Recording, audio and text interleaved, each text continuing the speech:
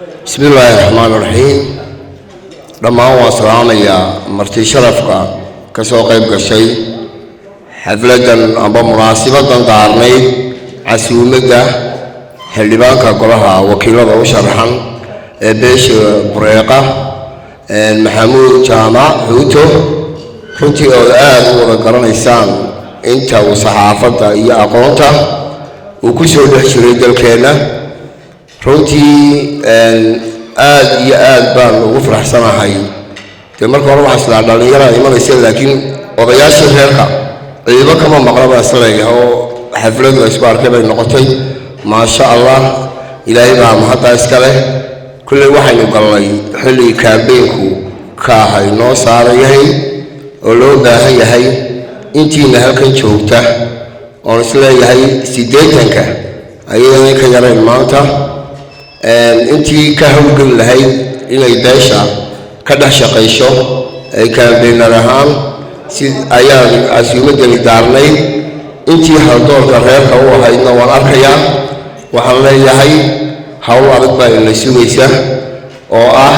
tii kaambeynka beelweynta bureeqa insha allahna waxaan filayaa inaynu guul ka gaari doono isku duubnideena waxaa kaloo doonaya halkan inaan hal fariin ka gudbiyo sidaad ogtihiinba xildhibaanada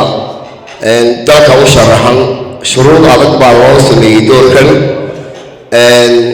waxaa la marnayaa isteejiyo kala duwan oo dhowra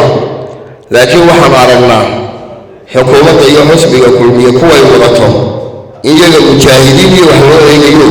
liiska aynu fahmayno hoose la marinayo taasina cadaalad ma aha waxaanu leenahay dadka aqoonta leh ee golayaasha sharci dejinta iyo deegaanadaba ummadda wax u taraya systemkaa la sameeyey ha noqdo system cadaalad ah amba nin mujaahid ha la mariyo amba mid muxaafid ha la mariye dadku inay sinaadaan baan xukuumaddana ku goorinaynaa waxaa kaloo halkan idinka sheegayaa in aynu waqti dhow doonayno insha allah inaynu kulamo badan oo kalena samayno كامبينكينا قالوا إلهي هاي نواس ترى مرة كل هذا البلاغ كلام هارين لما أنتينا وما سنتين وبالله التوفيق والسلام عليكم ورحمة الله وبركاته.